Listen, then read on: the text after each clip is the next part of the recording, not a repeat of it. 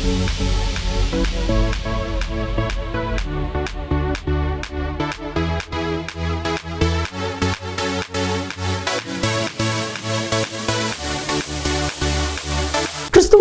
பிரியமான தெய்வ பிள்ளைகளை வெளிப்படுத்தின விசேஷம் பரலோகத்தின் சில காட்சிகள், கர்த்தராகிய இயேசு கிறிஸ்துவனுடைய வருகை, பூமியின் ராஜ்யங்களுடைய வரலாற்றினுடைய முடிவுகள், இவைகளை வெளிப்படுத்துவது தான் வெளிப்படுத்தின விசேஷம். இதனுடைய ஆசிரியர் அப்போஸ்தலனாகிய யோவான் பத்மத்துவில் சிறை கைதியாக இருக்கும் பொழுது கிரேக்க மொழியிலே எழுதப்பட்டது. பெரும்பாலும் அடையாள மொழிகளிலே எழுதப்பட்ட இந்த புத்தகம் மதிப்பிற்குரிய டாக்டர் ரெவரண்ட் பால்ராஜ் அதிசயமணி அவர்கள் மூலமாக நமக்கு டிராஸ்டிவின் மக்களுக்கு இது போதிக்கப்படுகிறது. தெய்வ மனிதர், தெய்வனால் பரிசுத்த ஆவியானவரால் வல்லமையாய் பயன்படுத்தப்படுகிற இவர்கள் கருக்கலான சத்தியங்களையும் ஆழமான உண்மைகளையும் மறைவான மறைப்பொருட்களையும் வெளிப்படுத்தி நமக்கு சொல்லி புரியக்கூடிய நல்ல தெய்வ மனிதர். தொடர்ந்து பாருங்கள். கர்த்தர் அன்பு பால்ராஜ் அவர்களை வல்லமையாய் பயன்படுத்தி வருகிறார். இந்த வெளிப்படுத்தின விசேஷம் உங்களுக்கு மிகுந்த பிரயோஜனமாக இருக்கும். கர்த்தர் உங்களை ஆசீர்வதிப்பார். ஆண்டவருடைய பிரசன்னத்தில் மீண்டுமாக உங்களை காணும் பொழுது அதிக மகிழ்ச்சி அடைகிறேன்.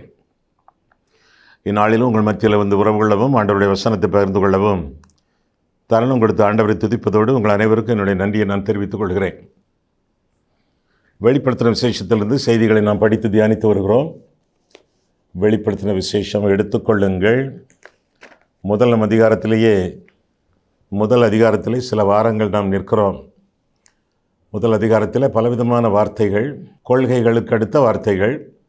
இந்த ஒவ்வொரு வார்த்தையும் சரியாக படித்து விட்டோம் என்றால் மொத்த புத்தகத்தையும் படிப்பது ரொம்ப எளிதாக இருக்கும். எனவே முதலாம் அதிகாரத்திலே அதிகமாக நான் கான்சன்ட்ரேட் பண்ண விரும்புகிறேன். என்னோடு சேர்ந்து நீங்களும் இந்த அதிகாரத்தில் அதிகமாக தரித்திருப்பீர்கள் என்றால் மற்ற அதிகாரத்தின் செய்திகள் சுலபமாக நமக்கு விளங்கும். ஏனென்றால் நாம் 3 பரிமாணங்களிலே இருக்கிறோம்: நீளம், அகலம், உயரம். வெளிப்படுத்தின விசேஷம் பலவிதமான பரிமாணங்கள், டைமென்ஷன்ஸ். அவற்றை புரிந்து கொள்வது கஷ்டமான ஒரு காரியம். ஆனால் கர்த்தர் நமக்கு இந்த காரியங்களை வெளிப்படுத்துவார் என்று திண்ணமாக நான் நம்புகிறேன். எடுத்தாச்சா? வெளிப்படுத்தின விசேஷம் முதலாம் அதிகாரம் 4ஆம் வசனத்திலே நிற்கிறோம். பல செய்திகளாக 4ஆம் வசனம், யோவான் ஆசியாவில் உள்ள சின்ன ஆசியா, ஏசியா மைனர் என்று சொல்வார்கள், ஆசியாவில் உள்ள 7 சபைகளுக்கு எழுதுகிறதாவது: இருக்கிறவர் பார்த்துட்டோம், இருந்தவர் சந்தித்து விட்டோம், வருகிறவர் கண்டோம். இருக்கிறவரும் இருந்தவரும் வருகிறவருமானவராலும் அவருடைய சிங்காசனத்துக்கு முன்பாக இருக்கிற 7 ஆவிகளாலும் என்று தொடர்ந்து வாசிக்கிறோம். ஆண்டவருடைய சிங்காசனத்திற்கு முன்பாக 7 ஆவிகள் என்று சொல்லி இந்த வசனத்திலே நாம் பார்க்கிறோம். 7 ஆவிகள்: பரிசுத்தாவியானவர், பின்னர் அசுத்தாவி சாத்தான், பின்னர் மனிதனுக்குள்ள அவனுடைய தனிப்பட்ட ஆவி தன்னை தந்த தேவனிடத்தில் திரும்பிச் செல்ல வேண்டுமே, மனுஷனில் உள்ள ஆவியை அன்றி என்று வேதத்தில் வாசிக்கிறோம்.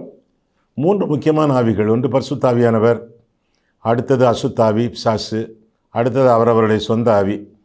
3 ஆவிகள் வேதத்தில் இங்கே பார்க்கும் பொழுது ஆண்டவருடைய சிங்காசனத்திற்கு முன்பாக 7 ஆவிகள். அப்படின்னா 7 வித்தியாசமான ஆவிகளா? அப்படி சொல்ல முடியாது. வேதத்தை நான் வாசிக்கும் பொழுது ஒரே பரிசுத்தாவியானவர், அவரிடத்தில் 7 விதமான அம்சங்கள், பண்புகள், தொழில்கள் என்று நாம் கண்டுகொள்ளலாம். அந்த 7 ஆவிகளின் அம்சங்களை குறித்து ஏசாயா 11ஆம் அதிகாரத்திலே நாம் பார்க்கிறோம். ஏசாயா 11ஆம் அதிகாரம் எடுத்துக்கொள்ளுங்கள். அந்த 7 ஆவிகளின் அம்சங்கள், அரிய பண்புகள், அவற்றை குறித்து பார்க்கும் பொழுது ஏசாயா 11ஆம் அதிகாரம் 2ஆம் வசனம், ஞானத்தையும் உணர்வையும் அருளும் ஆவியும், ஆலோசனையையும் பெலனையும் அருளும் ஆவியும், அறிவையும் கர்த்தருக்கு பயப்படுகிற பயத்தையும் அருளும் ஆவியுமாகிய கர்த்தருடைய ஆவியானவர் அவர் மேல் தங்கியிருப்பார் என்று வாசிக்கிறோம். 7 ஆவிகள் இங்கே காணப்படுகின்றனவே. இந்த 7 ஆவிகளும் ஆண்டவர் மேல் தங்கியிருக்க ஏசாயா பார்ப்பதாக பார்க்கிறோம். 2ஆம் வசனம் மீண்டும் 1 ஞானம், 2 உணர்வு, 3 ஆலோசனை, 4 பெலன், 5 அறிவு, 6 பயம், 7 கர்த்தருடைய ஆவியானவர். 7 விதமான ஆவியானவரின் அம்சங்களை பார்க்கிறோம். ஆண்டவருக்கு முன்பாக ஆவியானவர் அங்கே நிற்பதாக பார்க்கிறோம். ஒரு காலத்தில் ஆண்டவருக்கு மேலே வந்த ஆவியானவர் என்று சொல்லி மத்தேயு 3ஆம் அதிகாரத்தில் காண்கிறோம். ஆண்டவராக இயேசு கிறிஸ்து ஞானஸ்நானம் பெற யோர்தானுக்கு செல்லும் பொழுது, ஞானஸ்நானம் பெற்று வருகிற பொழுது கர்த்தருடைய ஆவியானவர் புறாவை போல அவர் மேல் இறங்க யோவான் கண்டதாக நான் வேதத்தில் வாசிக்கிறோமே. ஆவியானவர் இயேசுவின் மேல், இப்பொழுது ஆவியானவர் ஆண்டவருக்கு முன்பாக இருப்பதாக வேதம் நமக்கு கற்றுக் கொடுக்கிறது. ஒவ்வொன்றாக நாம் பார்க்கும் பொழுது இந்த 7 ஆவிகளின் அல்லது ஆவியானவருடைய 7 பண்புகளை அல்லது தொழில்களை நாம் காண்கிறோம். ஒவ்வொன்றாக நாம் பார்த்தோமே, இப்பொழுது ஒவ்வொன்றாக விளக்க நாம் கேட்போம். முதலாவதாக ஞானத்தை அருளக்கூடிய ஆவியானவர். ஞானம் என்றால் என்ன? ஞானம் என்றால் என்ன என்று சிந்திப்பதற்கு முன்பு ஞானம் என்றால் என்ன அல்ல என்பதை பார்த்து விடுவது நல்லது. ஞானம் என்பது சாமர்த்தியம் அல்ல.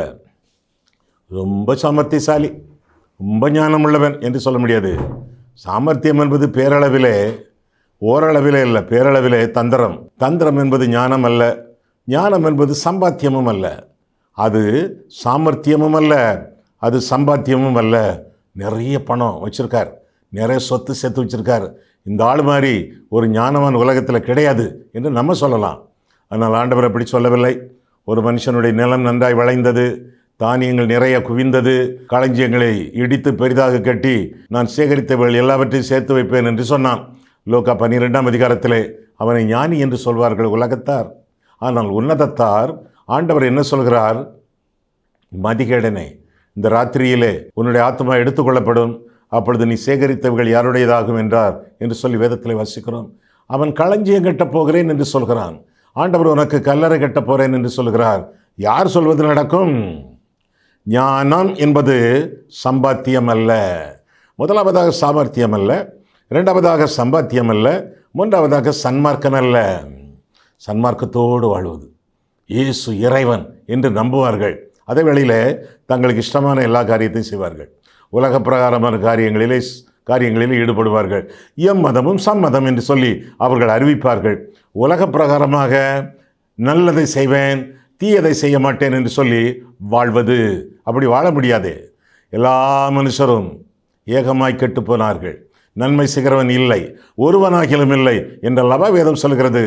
துன்மார்க்கனையும் சன்மார்க்கனையும் சங்கரிப்பேன் என்று ஆண்டவர் சொல்கிறாரே யோபுவின் புத்தகத்திலே. சன்மார்க்கம் என்பதும் ஞானம் அல்ல, சம்பூர்ண வயதும் ஞானம் அல்ல. Ageing is not growing. வயதாகிறது வளர்ச்சியின் அனுபவம் அல்ல, வயதாகிறது ஞானமும் அல்ல. உங்களையெல்லாம் ஞானவான்கள் என்று எண்ணினேன், ஞானத்தை நான் உங்களிடத்தில் காணவில்லை, உங்களுக்கு இருக்கக்கூடிய ஞானம் உங்களோடு சாகும் என்று தன்னுடைய நண்பர்களிடத்தில் யோபு சொல்லி அதட்டுவதாக வேதத்தில் வாசிக்கிறோம்.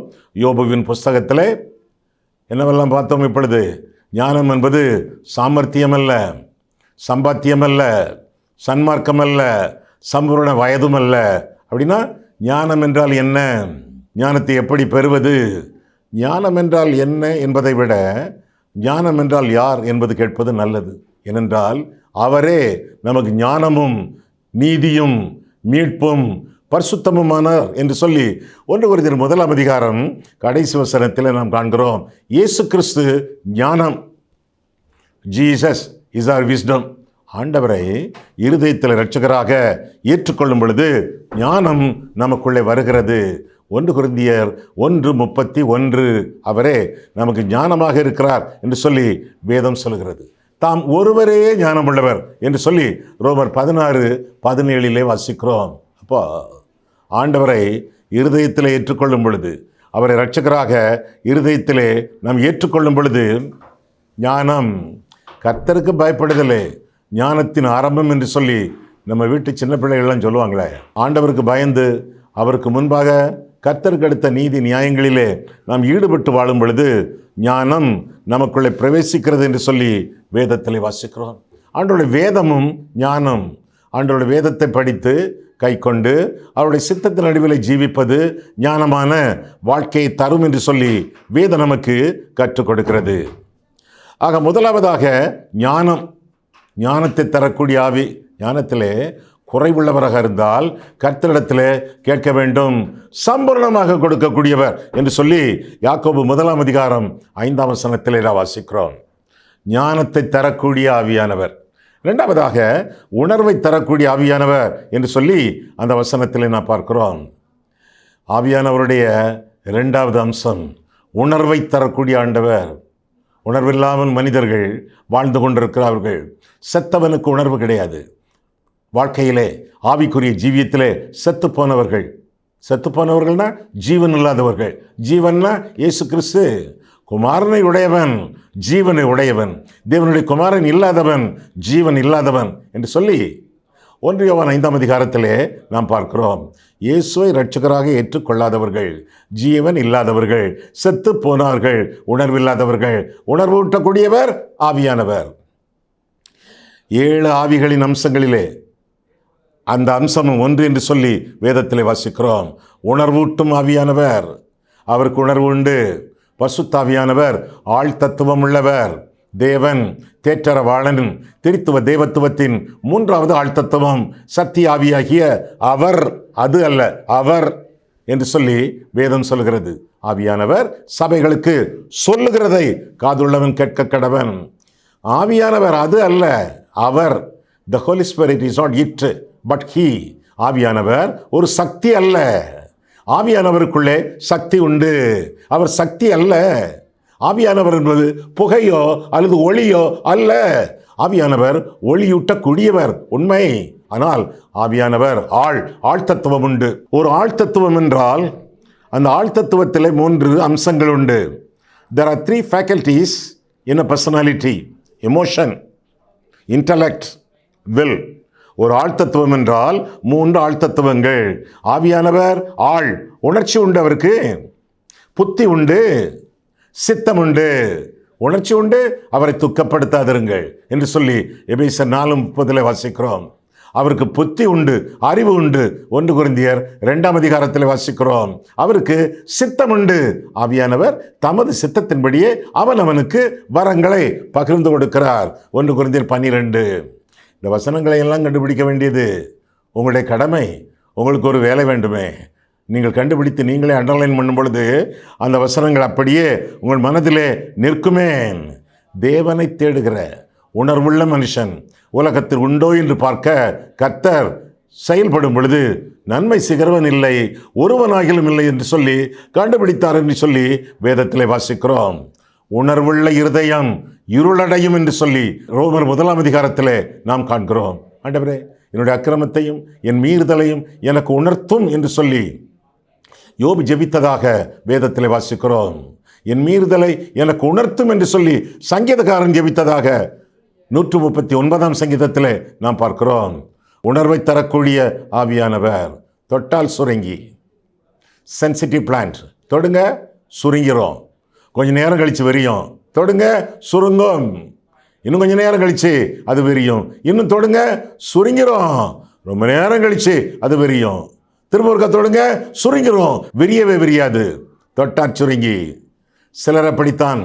வேதம் அவர்களை தொடும் பொழுது சுருங்கிக் கொள்வார்கள். தொட சுருங்கிக் கொண்டு கடைசியிலே செத்தே போவார்கள். ஆவியிலே செத்தே போவார்கள். விரிந்து கொடுக்க மாட்டார்கள். இருதயத்தை ஆண்டவருக்கு விரித்து கொடுக்க மாட்டார்கள். உணர்வில்லாத இருதயம் இருளடையும் என்று சொல்லி வேதம் நமக்கு கற்றுக் கொடுக்கிறது. கர்த்தரால் உணர்வடைவோம், அவருடைய கற்பனைகளால் உணர்வடைவோம், கருத்தான ஆலோசகர்களால் அவருடைய ஆலோசனைகளால் உணர்வடைவோம்.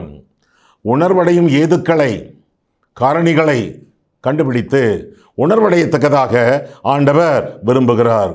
கர்த்தரால் உணர்வு, கற்பனைகளால் உணர்வு, அது மட்டுமல்ல கருத்தான ஆலோசனைகளினால் உணர்வு என்று சொல்லி வேதத்திலிருந்து கற்றுக்கொடுக்கிறோம். இப்போதான ஆலோசனை என்று சொன்னோம். 3வதாக ஆலோசனை.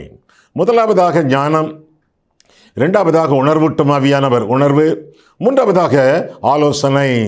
ஆலோசனை இல்லாத இடத்துல ஜனங்கள் சீர்கெட்டு போவார்கள் என்று சொல்லி வேதம் நமக்கு கற்றுக் கொடுக்கிறது. கர்த்தர் ஆலோசனை கொடுக்கிறார். காரணம், அவருடைய நாமம் அதிசயமானவர், ஆலோசனை கர்த்தா என்று வாசிக்கிறோம். ஆலோசகர் ஆண்டவராகிய தெய்வம் என்று சொல்லி வேதம் நமக்கு கற்றுக் கொடுக்கிறது. ஆலோசனை கர்த்தர். எப்பொழுதும் ஆண்டவர் அற்புதம் செய்கிறவர் அல்லர். சில சமயங்களில் அற்புதங்கள், பல சமயங்களிலே ஆலோசனைகள். ஆலோசனைகளுக்கு கீழ்ப்படிந்து வாழும் பொழுது அற்புதங்கள் உண்டாகும். கர்த்தரால் அற்புதங்கள் நடக்க வேண்டும் என்று சொல்லி அற்புதம் அற்புதம் அற்புதம் என்று சொல்லி அங்கே இங்கே ஓட வேண்டாம். ஆண்டவர் உங்களுக்கு ஆலோசனை கொடுக்கிறார். எப்படி? நீங்கள் வேதத்தை வாசிக்கும் பொழுது அந்த ஆலோசனைகளுக்கு கீழ்ப்படிந்து வாழ வேண்டியது உங்களுடைய கடமை. ஒரு கன்னியின் இடத்துல கர்த்தர் பிறந்தது பெரிய அற்புதம். எப்பொழுதும் ஆண்டவர் அற்புதம் செய்கிறவர் இல்லையே. அப்போ பிள்ளையை கொலை செய்ய ஏரோது வகை தேடும் பொழுது ஆண்டவர் அற்புதம் செய்யவில்லையே. உன் ஜீவன் தப்ப ஓடிப்போ என்றார் போல சொல்லிவிட்டாரே. தாயையும் சேயையும் கூட்டிக் கொண்டு எகிப்துக்கு ஓடிப்போ. அப்போ ஏரோதுவுக்கும் யோசேப்புக்கு இடையே ஆண்டவர் அக்கினி மதிலாக நின்று யோசேப்பின் குடும்பத்தை ஆண்டவர் காத்துக்கொள்ளவில்லையே. அற்புதம் நடக்கவில்லையே. அற்புதம் செய்ய ஆண்டவர் விரும்பவில்லையே.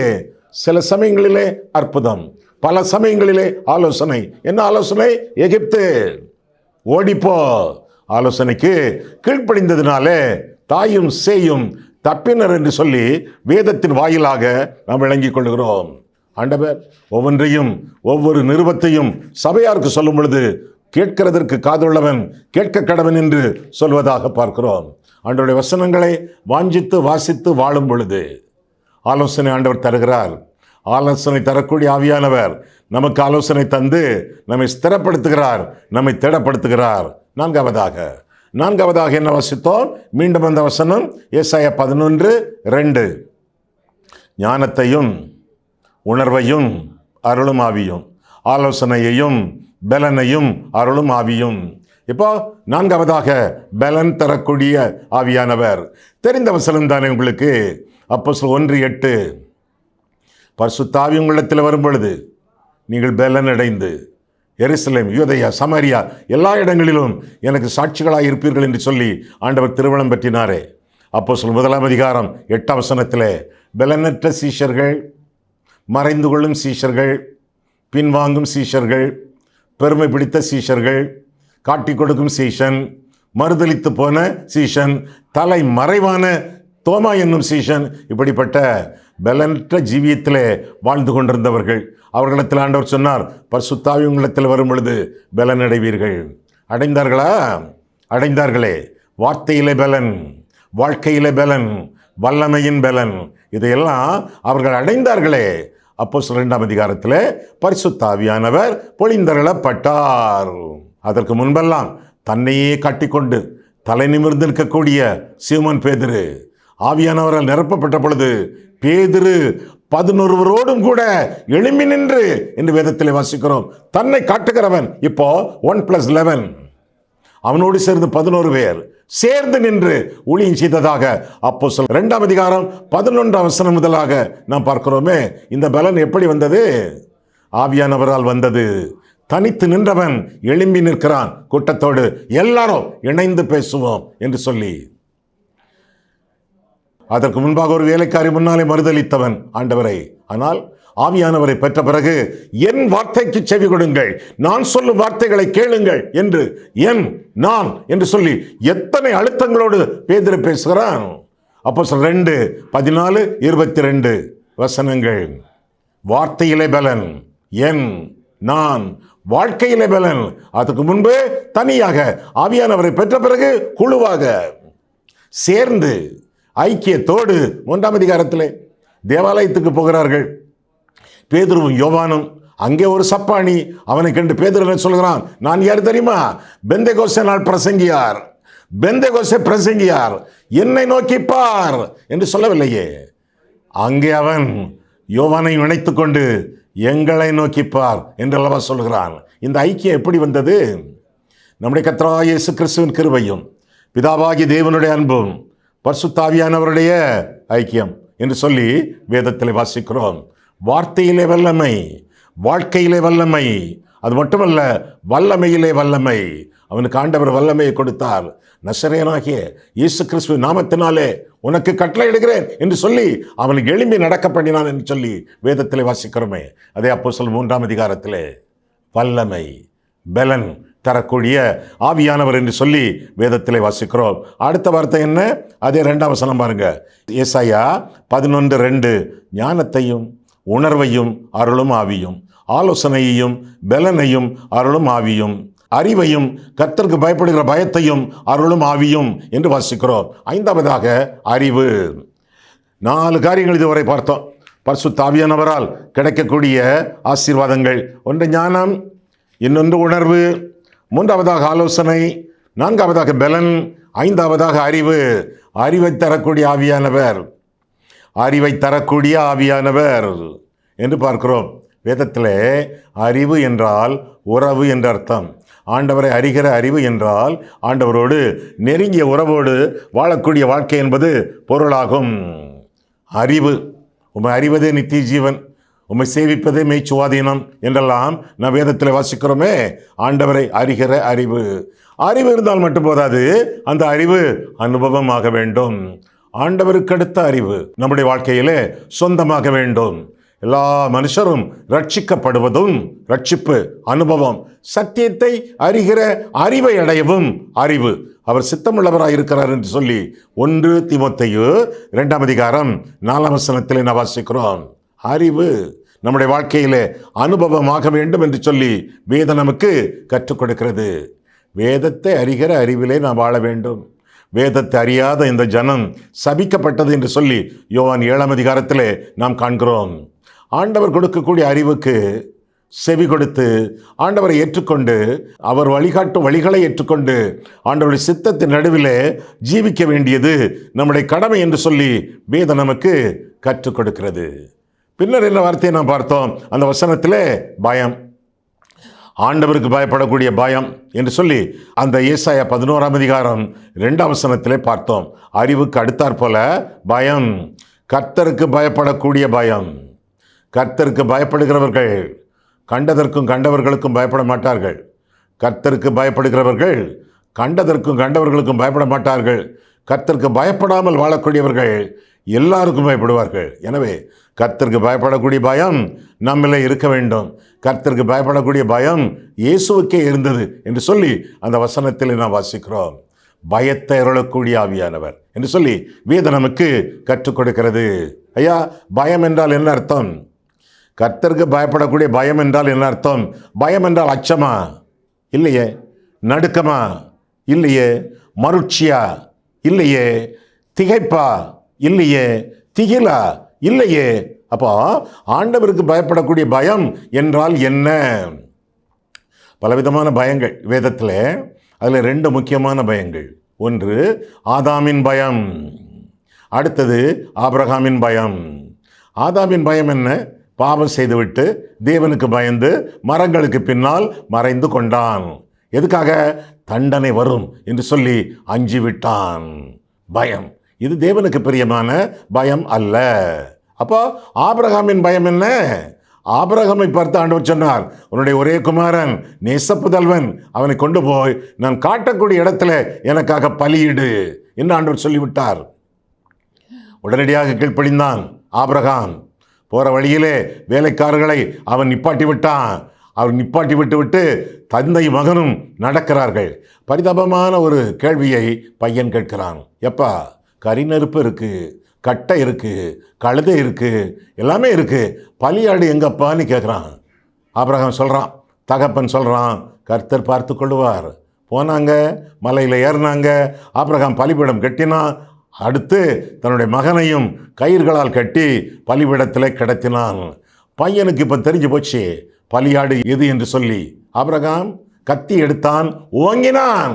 வானத்திலிருந்து சத்தம், பிள்ளையாண்டான் மேல் உன் கையை போடாதே, இப்பொழுது நீ தேவனுக்கு பயப்படுகிறவன் என்பதை இதனால் அறிந்திருக்கிறேன் என்று ஆண்டவர் சொன்னாரே. ஆதியாகமம் 22:12. இப்பொழுது நீ தேவனுக்கு பயப்படுகிறவன். எப்போ? ஆண்டவருக்கு கீழ்ப்படிந்து. யெகோவா முக்கியமே ஒழிய ஈசாக்கு முக்கியமல்ல. நான் பெற்ற அற்புதம் முக்கியமல்ல, நான் ஆண்டவருக்கு செய்ய வேண்டிய அர்ப்பணம் முக்கியம். என்று சொல்லி கர்த்தருக்கு முதலிடம், கர்த்தருக்கு முழு இடம், கர்த்தருக்கு முக்கிய இடம் கொடுக்க ஆபிரகாம் துணிந்த பொழுது, தீர்மானித்த பொழுது தேவ பயத்தை அவன் காட்டினான். தேவ பயம் என்பது தேவ பய பக்தி என்று அர்த்தமாம்.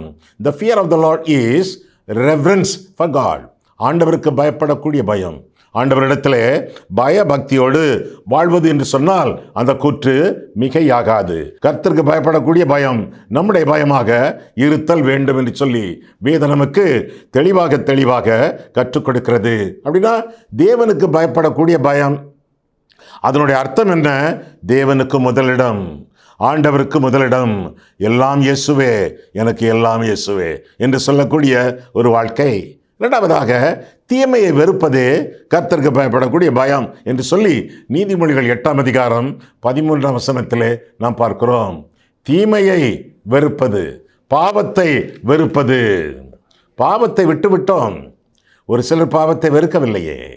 பாவத்தை விட்டது உண்மை, பாவத்தை வெறுக்கவில்லையே. ஒரு காலத்தில் செயின் ஸ்மோக்கர், புகை பிடிக்கக்கூடியவர்கள் ஒரு நாளைக்கு 20 சிகரெட்டு விட்டுட்டாங்களே. ஆண்டவருடைய கிருபையினாலே, தேவனுடைய வல்லமையினாலே அந்த பாவத்தை விட்டுட்டாங்களே, வெறுக்கலையே. பஸ் ஸ்டாப்பில் ஒரு ஆள் புகைப்பிடித்து கொண்டிருந்தால் இந்த புகைப்பிடித்தலை விட்டால் அவர் பக்கத்தில் போய் அவர் வாயிலிருந்து புகை வருமே அதை சுவாசிக்கிறாரே. ஏன்? விருப்பம். பாவத்தை விட்டார், ஆனால் பாவத்தை வெறுக்கவில்லை. தீமையை வெறுப்பதே கர்த்தருக்கு பயப்படும் பயம் என்று சொல்லி வேதம் நமக்கு தெளிவாக கற்றுக் கொடுக்கிறது. அப்போ தீமையை, பாவத்தை கூட நாம் வெறுத்து வாழ வேண்டியது நம்முடைய கடமை என்று சொல்லி வேதம் நமக்கு தெளிவாக கற்றுக் கொடுக்கிறது. மூன்றாவதாக திருவசனத்திற்கு கீழ்ப்படிதல் கர்த்தருக்கு பயப்படக்கூடிய பயம் ஆகும். தேவனுக்கு பயப்படுகிறவன் தீமைக்கு விலகுகிறவன் யாரு? யோபு. ஆண்டவருக்கு கீழ்ப்படிந்து வாழ்ந்தவன், அவருக்கு கீழ்ப்படிந்து அவருடைய கட்டளைகளை கை கொண்டவன், அவருக்கு நாள்தோறும் பலி செலுத்தினவன், மற்றவர்களிடத்திலே அன்பாக இருந்தவன், உபசரித்தவன், உறுதுணையாக வாழ்ந்தவன். கர்த்தருடைய வசனங்கள் அவனுக்கு ரொம்ப முக்கியமான காரியம். நம்மை விட சிறந்த ஒரு அறிக்கையை அவன் செய்தான். அவர் என்னை கொன்று போட்டாலும் அவர் மேல் நம்பிக்கையாக இருப்பேன். யார் சொல்வது அப்படி? அவர் என்னை கொன்று போட்டாலும் அவர் மேல் நம்பிக்கையாக இருப்பேன். யோபு 13:15 என்னுடைய வாழ்க்கையின் முக்கியமான சட்ட வாக்கியம் அது. அவர் என்னை கொன்று போட்டாலும் அவர் மேல் நம்பிக்கையாக இருப்பேன். தேவனுடைய வசனத்திற்கு கீழ்ப்படியக்கூடிய ஒரு மனுஷன். உபாகமம் 7:11, இன்னும் சங்கீதம் 112:1 திருவசனத்திற்கு கீழ்ப்படிதல் தெய்வ பயத்தை காட்டுதல் ஆகும். பலியை பார்க்கிலும் கீழ்ப்படிதல் நன்றி என்று சொல்லி வேதம் நமக்கு கற்றுக் கொடுக்கிறது. ஆண்டவருக்கு பயப்படக்கூடிய பயம் என்றால் என்ன? தேவனுடைய வசனத்திற்கு கீழ்ப்படிதல், தேவனுடைய வசனத்திற்கு கீழ்ப்படிந்து வாழக்கூடிய ஒரு வாழ்க்கை. குடும்ப ரட்சிப்பு, தன் குடும்பத்தின் ரட்சிப்பு. நோவா தன்னுடைய குடும்பத்தின் ரட்சிப்புக்காக பேழையை உண்டு பண்ணின பொழுது தேவ பக்தியை காட்டினான், பயத்தை காட்டினான். பெரிய பயம், கர்த்தருடைய பயம் அவனை ஆட்கொண்டது. அதனாலே பேழையை உண்டு பண்ணினான் என்று சொல்லி எபிரேயர் 11:7 நாம் வாசிக்கிறோம். நோவா அதிகமாக தேவ பயம் உள்ளவனாகி தன் குடும்பத்தை ரட்சிக்க பேழையை உண்டு பண்ணினான். குடும்பத்திலே உங்கள் வீட்டில் இருக்கக்கூடிய எல்லாரும், கணவன், மனைவி, அம்மா, அப்பா, பாட்டி, தாத்தா, பிள்ளைகள், பேரப்பிள்ளைகள், இவங்கெல்லாம் ரட்சிக்கப்பட்டிருக்காங்களா? அதை பற்றி உங்களுக்கு கவலை உண்டா? இல்லை இவன் டாக்டர் ஆகணும், இன்ஜினியர் ஆகணும், வக்கீல் ஆகணும், அதற்காகவே நாள்தோறும் யோசித்து கொண்டிருக்கிறீர்களா? உழைத்து கொண்டிருக்கிறீர்களா? பிள்ளைகளை உற்சாகப்படுத்தி கொண்டிருக்கிறீர்களா? கர்த்தருக்கு பயம், ஆண்டவருக்கு பயந்து, ஆண்டவருடைய வசனத்துக்கு கீழ்ப்படிந்து அவர்கள் ரட்சிக்கப்பட வேண்டும் என்று கருதி ரட்சண்யத்திற்கு அடுத்த காரியங்களிலே, பிள்ளைகளை ரட்சிப்புக்குள்ளாக நடத்தக்கூடிய காரியங்களிலே ஈடுபட்டு கொண்டிருக்கிறீர்களா? குடும்ப ரட்சிப்பு தேவனுக்கு பயப்படக்கூடிய பயம் என்று சொல்லி வேதம் நமக்கு தெளிவாக கற்றுக் கொடுக்கிறது. இன்னொரு காரியத்தையும் அந்த வசனத்திலே நாம் பார்க்கிறோமே. மொத்தம் 7 காரியங்கள், மொத்தம் அந்த வசனத்திலே 7 காரியங்கள் குறிப்பிடப்பட்டிருப்பதாக நாம் வேதத்திலே வாசிக்கிறோம். எசாயா 11:2 மீண்டுமாக. முதலாவதாக ஞானம், இரண்டாவதாக உணர்வு, மூன்றாவதாக ஆலோசனை, நான்காவதாக பலன், ஐந்தாவதாக அறிவு, ஆறாவதாக பயம், ஏழாவதாக கர்த்தருடைய ஆவியானவர். கர்த்தருடைய ஆவியானவர் என்று சொல்லி நாம் 7வதாக பார்க்கிறோம், கர்த்தர் நம்மோடு இருக்க வேண்டும். கர்த்தர் நம்மை விட்டு விலகுவதாகவோ கைவிடுவதாகவோ வேதத்திலே சொல்லவில்லை.